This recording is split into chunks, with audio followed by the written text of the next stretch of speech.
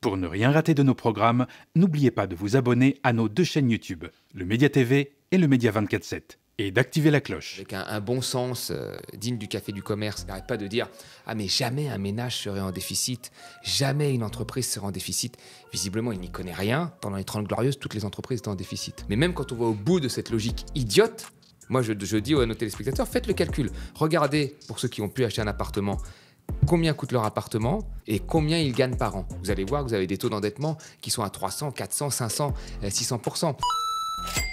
Bonjour tout le monde, je suis ravie de vous retrouver pour un nouvel épisode de l'Instant Porcher. Avec tous les discours qu'on entend autour de nous, notre meilleur arme, c'est de les connaître et de les comprendre. L'extrême droite, aidée par des médias financés par les milliardaires, cherche à imposer sa vision en muselant la diversité des voix et en bafouant le pluralisme. Alors pour riposter, le média continue sa campagne Riposte, citoyenne cruciale pour bâtir une chaîne d'information indépendante et populaire. Sur les réseaux sociaux et sur la TNT francilienne, nous voulons porter les voix qui dérangent, celles qu'on ne veut pas entendre ailleurs.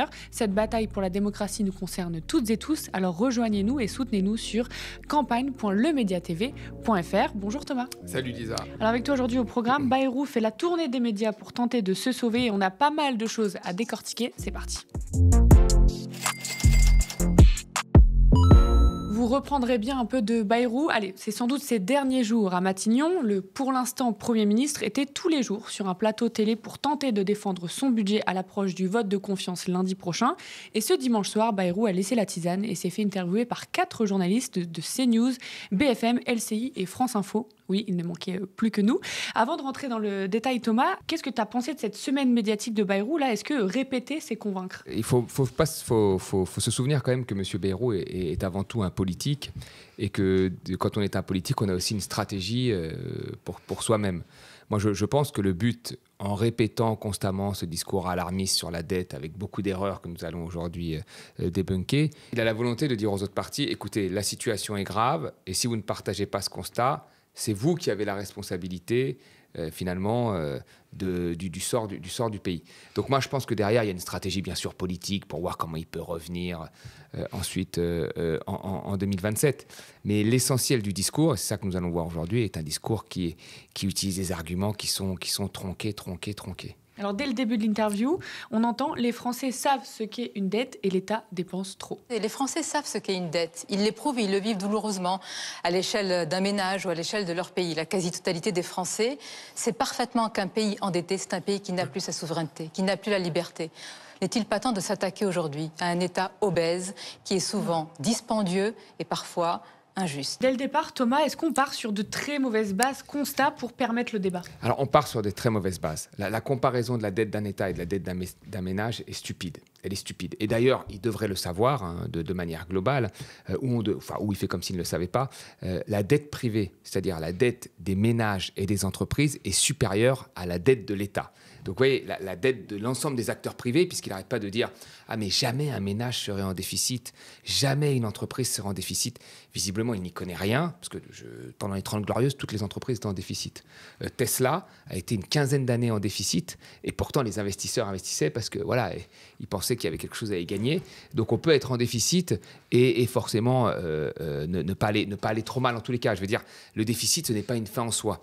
Et quand on regarde aujourd'hui, encore une fois, je le dis, la dette privée, c'est-à-dire la dette des ménages d'entreprise, elle est supérieure à la dette publique. Et même, allons plus loin. Prenons l'exemple d'un ménage. Vous êtes un ménage, vous gagnez, je ne sais pas moi, 60 000 euros par an, ce qui est quand même un beau salaire. Vous achetez un appartement à 450 000 euros.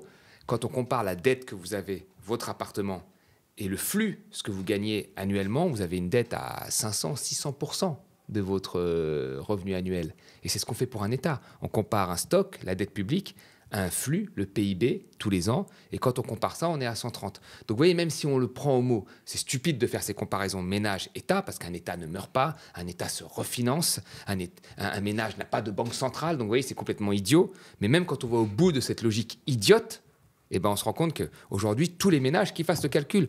Moi, je dis à nos téléspectateurs, faites le calcul. Regardez, pour ceux qui ont pu acheter un appartement, combien coûte leur appartement, voilà, et combien ils gagnent par an. et faites le ratio sur ce que vous gagnez annuellement et sur l'appartement que vous payez. Vous allez voir que vous avez des taux d'endettement qui sont à 300, 400, 500, 600%. Donc, ce qu'il dit, Bayrou ne tient pas la route. Même si on se compare à un ménage, un État est moins endetté que les ménages. Et si on prend l'ensemble des acteurs privés, l'État reste moins endetté que les acteurs privés. Donc, c'est une comparaison qui ne tient pas. C'est une comparaison qui, je veux dire, veut appeler le bon sens, mais qui, quand on regarde les chiffres, ne tient pas. Puis dès le départ, on part sur le problème, c'est la dette, c'est le déficit. Donc déjà, on ne peut pas avoir un débat éclairé quand on dit de but en blanc, le problème, c'est qu'il y a trop de dépenses. Oui, tout à fait. Oui, c'est clair que sur le constat, là, il y a un gros désaccord. Parce que le constat, c'est grosso modo ce qu'il nous dit. Ça fait 20 ans que la dette augmente fortement, comme s'il n'y avait pas eu d'événement qui l'avait fait quand même augmenter.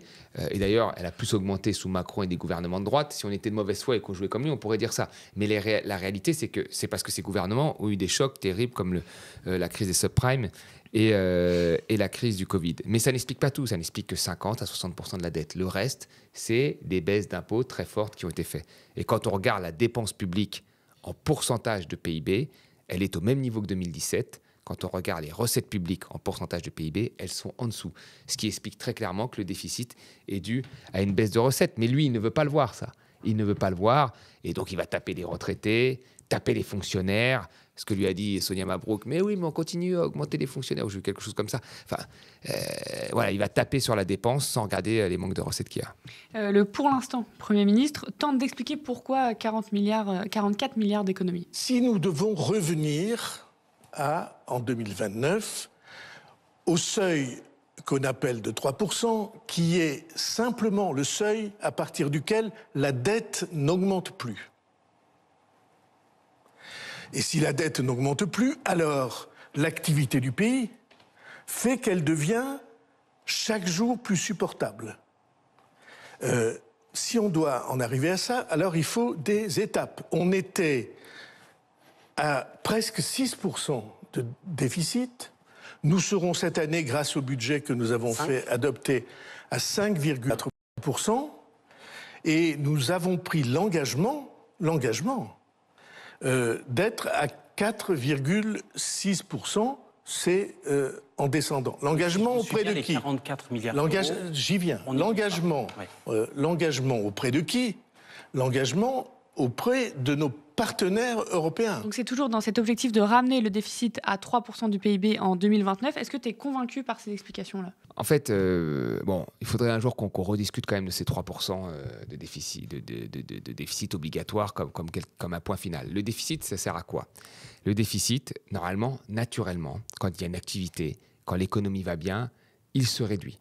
Et même, vous avez des fois où on a augmenté la dépense publique et les déficits se sont réduits. Parce que c'est par rapport au PIB, c'est ça qu'on dit voilà, pas assez. comme entre 1997 et 2001, où il y a eu une forte activité, notamment grâce aux 35 heures, où il y a une forte activité, meilleure activité que nos pays voisins. Et donc là, tout de suite, les déficits se sont réduits, alors que la dépense publique même avait augmenté. Parce qu'il faut toujours regarder le déficit en pourcentage de PIB. À l'inverse, ce que fait Bayrou, s'il fait de la coupe dans la dépense publique, vous avez souvent le PIB qui est réduit très fortement. Et ce qui fait qu'au final, le déficit en pourcentage de PIB se réduit pas ou très peu. Il peut même parfois augmenter. C'est mathématique. Et c'est pour ça que moi j'ai peur, parce que là, une fois qu'on aura fait ça, qu'on aura fait ces 40 milliards, allons-y. J'ai très peur, moi, que l'année prochaine, et vous verrez, on peut prendre le pari si ça se passe, que l'année prochaine, en septembre-octobre, on ait des déficits plus élevés parce que, les prévisions de croissance n'ont pas été celles que nous avons effectivement, comme il s'est passé pour Bruno Le Maire. Et donc là, on va vous dire, il faut encore plus couper sur la dépense publique. Donc non, il y a une vraie méconnaissance de comment fonctionne le déficit et comment fonctionne même une économie de manière dynamique. Lui, il pense qu'il y a des coupes et que la croissance va être la même. Non, s'il y a des coupes, la croissance va être moindre. Si elle va être moindre, le déficit va se résoudre très faiblement ou pas du tout. Et s'il se résout très faiblement ou pas du tout, on va vous dire de faire encore plus de coupes dans les dépenses. Non, il faut faire très attention aux choses qu'on avance. Et puis, à un moment, il dit, alors là, c'est toujours le coup de massue, et personne ne le reprend à chaque fois. Il dit, la France n'a jamais été en équilibre depuis 51 ans. Quand vous entendez cette phrase, la première chose que vous avez, réaction, vous vous dites « Merde, c'est vrai, nous sommes en déficit depuis 51 ans », avec cette idée que tous les autres pays sont en excédent. Mais la plupart des pays sont tout le temps en déficit. L'Italie, parce que depuis qu'il y a Meloni, bizarrement, les politiques français, et même les experts, adorent nous comparer à l'Italie. L'Italie n'a jamais été aussi en excédent ces 50 dernières années. L'Italie n'a jamais été en excédent. Vous regardez le Royaume-Uni, il était 4 fois. Vous regardez les États-Unis, 3 fois. 3 fois en 51 ans, vous voyez? Donc ça veut dire que la majeure partie du temps, ils sont en déficit. Alors on va me dire, alors prends un autre pays. Alors prenons l'Allemagne, le grand exemple, l'Allemagne. Il a dû être 6 fois, je crois, ou 7 fois peut-être en excédent sur 51 ans. La plupart du temps, il est en déficit. Donc la majeure partie des grands pays sont souvent en déficit. Après, il y a le niveau de déficit, bien sûr, mais ils sont en déficit. Les pays qui sont en excédent sont souvent des pays pétroliers ou parfois des pays, des pays plutôt en développement. Mais les grands pays sont souvent en déficit.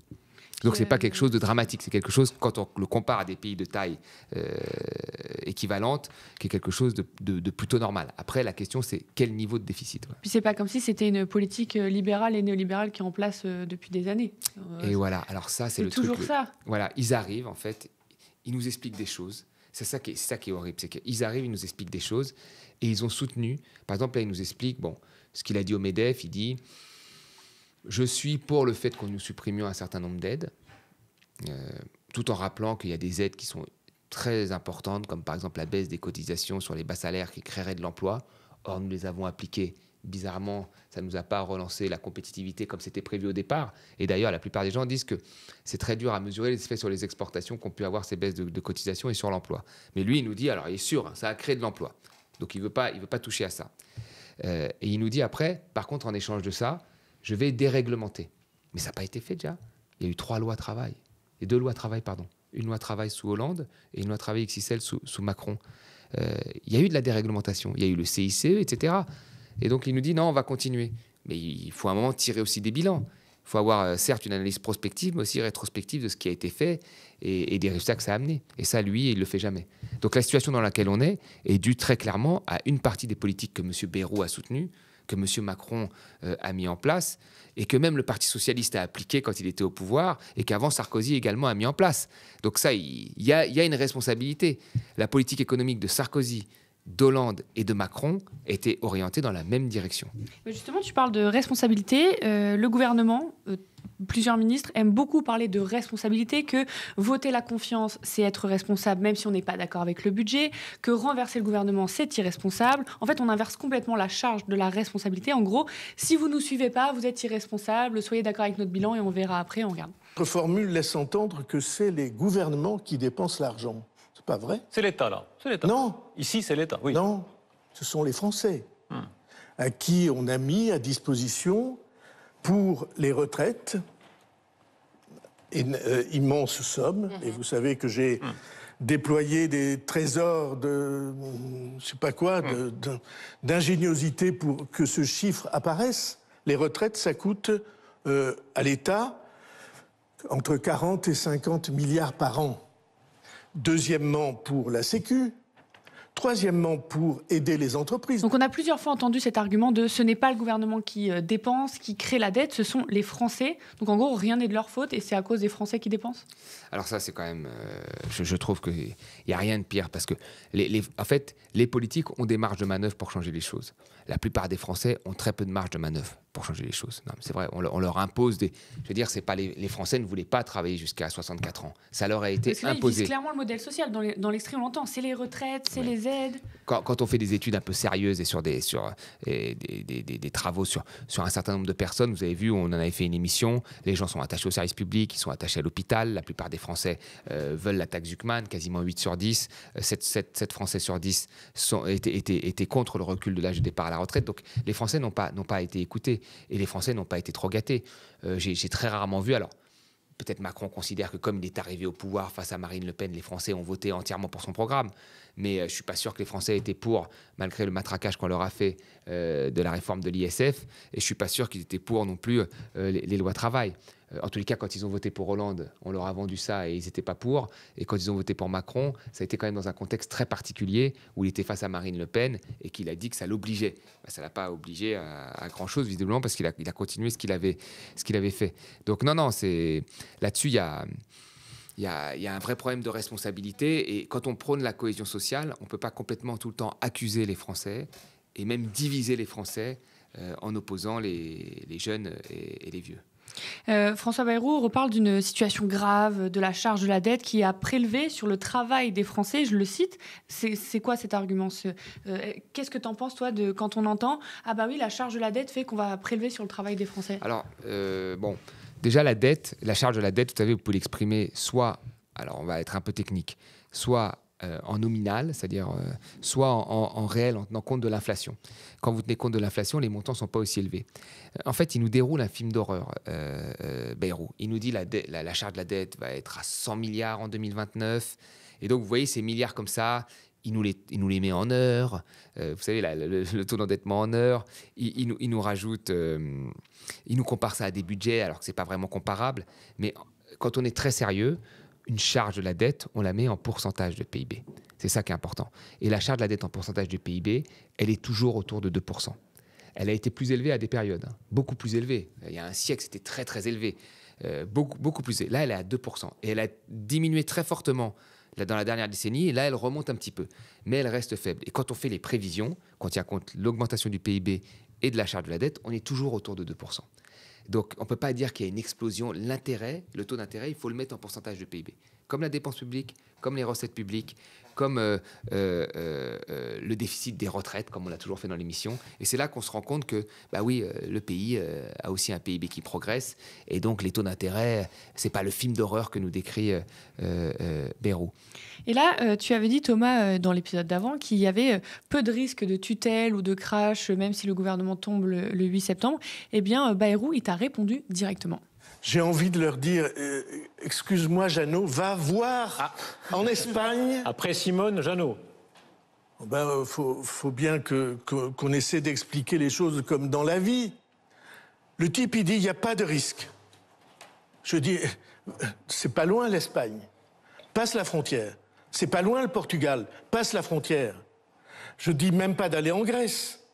C'est pas loin la Suède. Mais il y a quelques années. Risque, quelle échéance? C'est pas loin le Canada. Il est imminent ou il est sur le long terme? Le risque, il est imminent dès l'instant que nous prendrons la décision de ne rien faire. Mais quel est le risque, François Bayrou?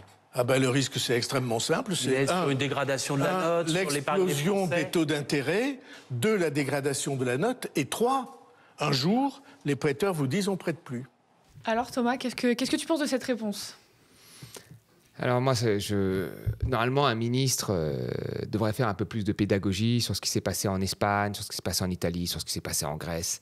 Il faut bien avoir en tête que la crise de la zone euro des années 2010, elle a pu se développer de la sorte parce que la BCE refusait d'intervenir sur les marchés, parce que les pays ne voulaient pas donner un mauvais exemple. Donc vous voyez, c'était un peu comme quand Lehman Brothers est tombé.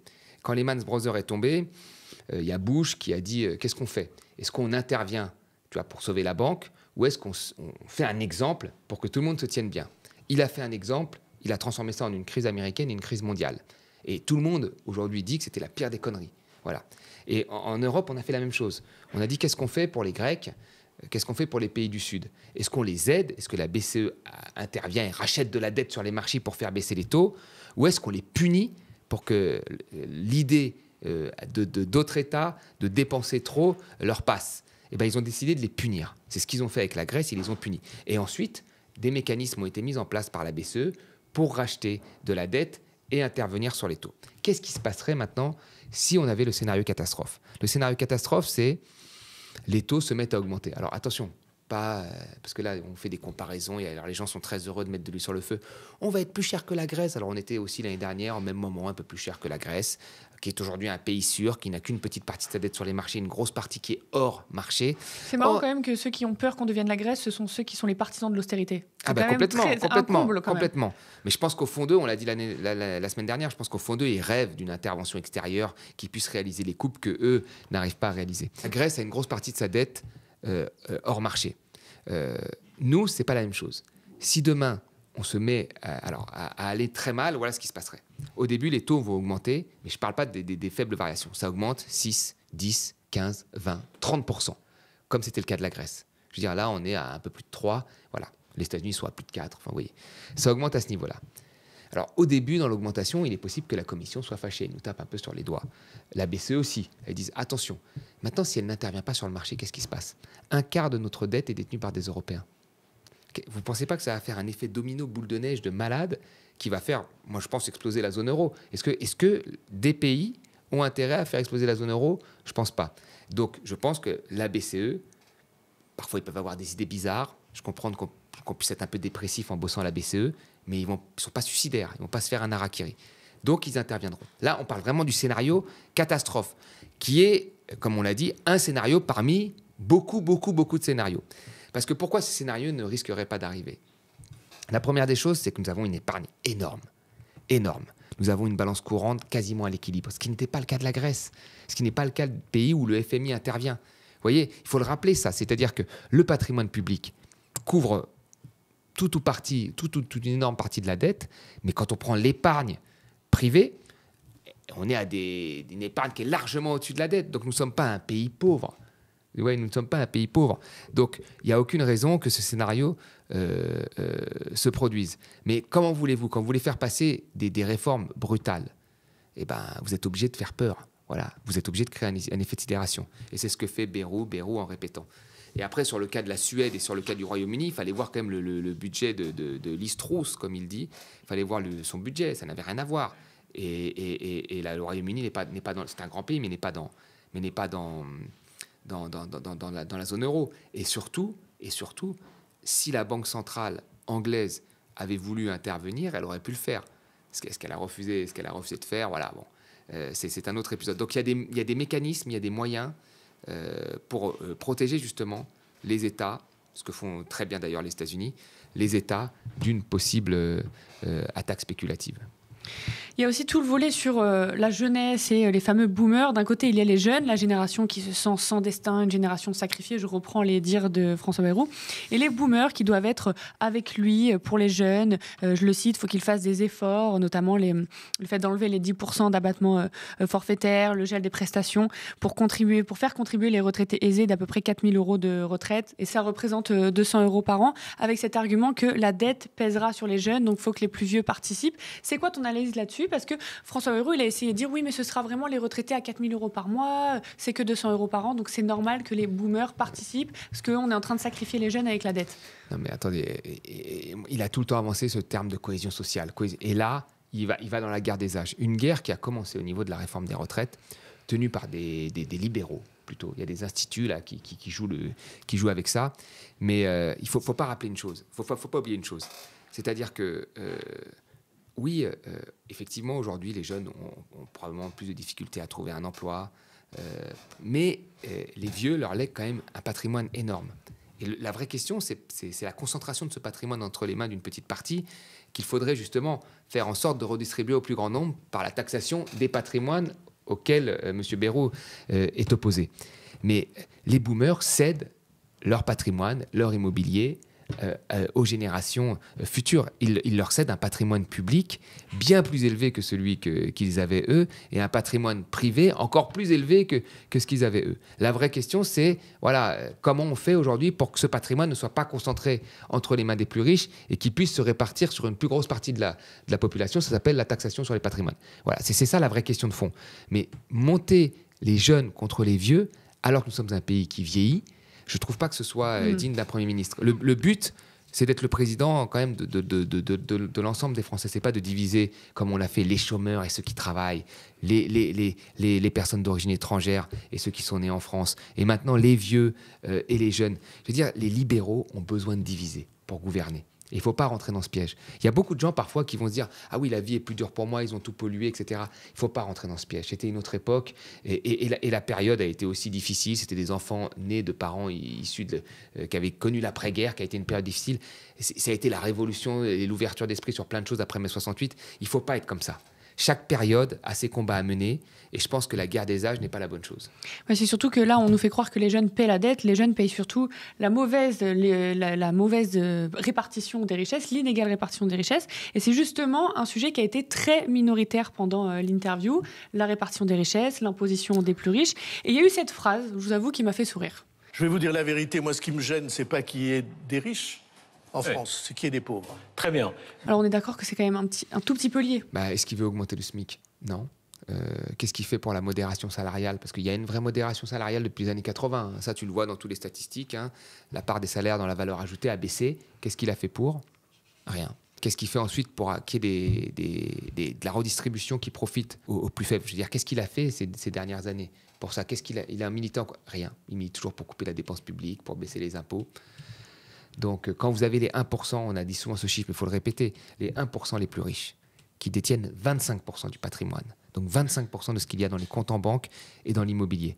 Quand ces gens ont, depuis les années 80, vu leurs revenus augmenter de 100%, quand le reste de la population, les 99 autres, a vu son revenu augmenter de 25%, et si on prend les derniers, je crois que ça n'a même pas bougé, là on voit bien que la richesse créée de l'économie a plus servi une minorité qu'une majorité. Donc c'est ça le constat qu'il faudrait faire. Et d'ailleurs, disons-le aussi, c'est que la dette, en fait, elle profite aussi aux plus riches, parce qu'ils achètent des obligations, etc.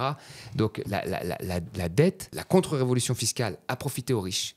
Elle a alimenté les dettes qui ont encore profité aux plus riches. Donc c'est ça le vrai constat qu'il faudrait avoir. Et Bayrou devrait se dire, voilà, maintenant c'est fini, on va mieux redistribuer, on va s'arranger pour qu'il y ait un facteur entre les salaires les plus élevés dans l'entreprise et les salariés qui reviennent au niveau qu'ils étaient avant les années 80. Et là, vous allez avoir du pouvoir d'achat, etc.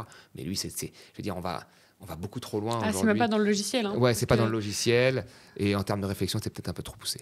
Parce que sur la taxe Zuckman, cette proposition d'essayer de ramener les plus hauts revenus à 2% d'imposition, car on va le rappeler, mais ils paient moins d'impôts en proportion que les autres, c'est toujours non, c'est même dangereux. La taxe Zuckman, qu'on appelle taxe Zuckman. 2% sur les patrimoines de plus de 100 millions. Taxe par an.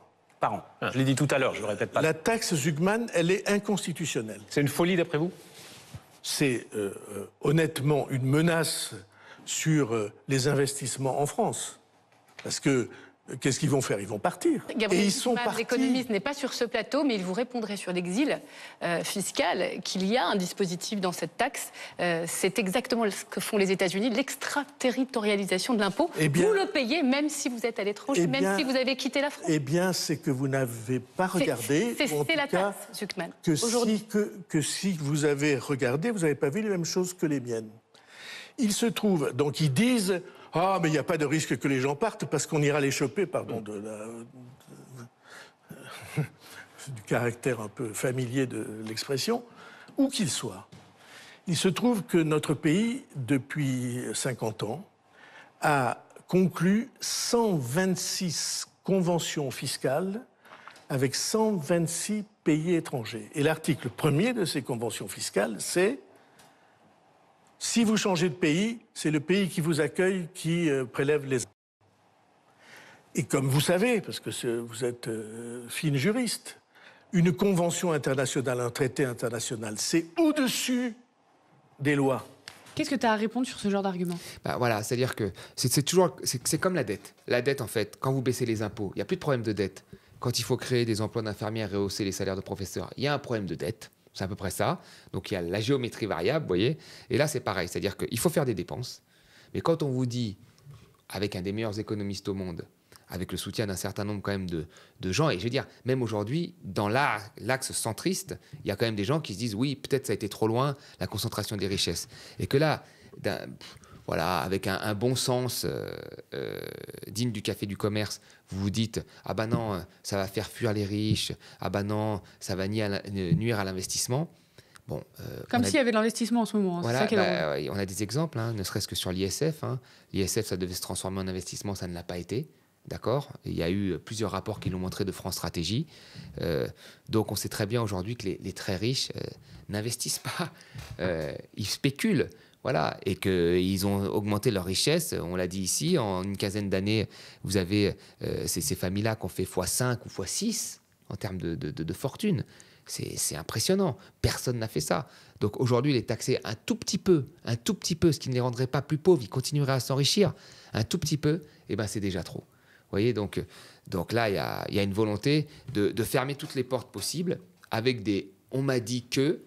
Et puis lui, il continue, c'est « on m'a dit que la dette si, que ça va toucher ça, que les générations futures vont être mal, que les boomers en ont trop profité, que tout le monde en profite et pas moi, et ainsi de suite, pour dire « il n'y a qu'une seule solution, c'est moi ». Enfin d'ailleurs, soit dit en passant, ce qui est assez marrant, c'est que si le budget Bayrou est voté, ben, c'est un budget, on va dire, qui est gelé.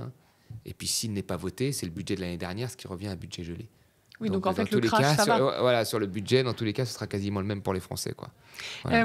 J'aimerais revenir quand même sur un moment qui m'a interpellée, on va regarder. Sur l'immigration, Il y a infiniment moins d'argent que le Rassemblement national ne le dit. On peut préciser de quoi il s'agit quand même, Monsieur le Premier ministre, pour ceux qui nous regardent et nous écoutent. C'est l'AME, c'est les allocations et les aides non contributives qui sont versées aux étrangers. Ce sont les associations d'aide aux migrants. Est-ce que vous dites ce soir qu'il n'y a pas de tabou à mettre sur la table ces sujets-là?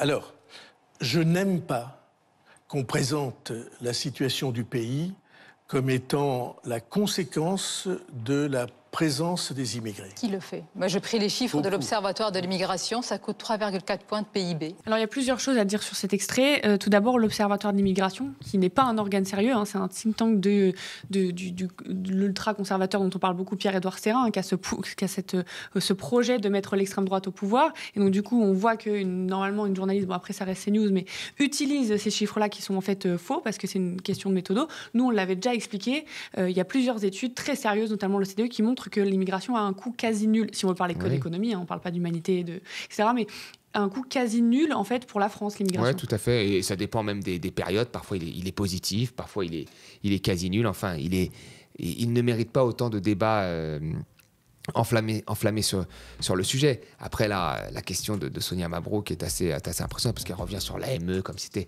Enfin, tous les médecins vous disent que l'AME, c'est une bonne chose, qu'il faudrait plutôt l'étendre. 0,4% des dépenses de santé. Voilà, qu'il faudrait plutôt l'étendre, qu'une grosse partie d'ailleurs des étrangers ne savent même pas que ça existe, ne l'utilisent pas, mais il y a toujours cette idée, voilà, on surfe sur des sentiments, des idées qu'on insuffle et qu'on essaye de maintenir dans la tête des gens, mais la réalité des chiffres et des analyses un peu concrètes est parfaitement différente. Et j'ai trouvé, pour le coup, là-dessus, que Bayrou ne se laissait pas trop piéger sur cette question-là de l'immigration, comme on l'a vu Zemmour avec sa tribune dans le JDD, où il dit que tout part de là.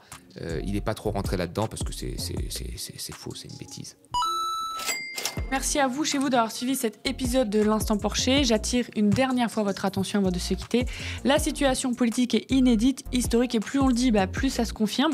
Et face, justement, j'en parlais, aux 105 millions d'euros du milliardaire ultra-conservateur Stérin qui veut installer l'extrême droite au pouvoir, le média lance sa riposte, une contre-offensive vitale et citoyenne. C'est notre unique chance de bâtir une chaîne d'infos populaire, indépendante, capable de percer sur les réseaux sociaux et sur la TNT francilienne pour donner enfin la parole à celles et ceux qu'on ignore. Alors, ensemble, reprenons le terrain et protégeons notre démocratie. Soutenez-nous sur campagne.lemediatv.fr. Spectateurs, abonnés, donatrices et sociaux, je vous dis à la semaine prochaine.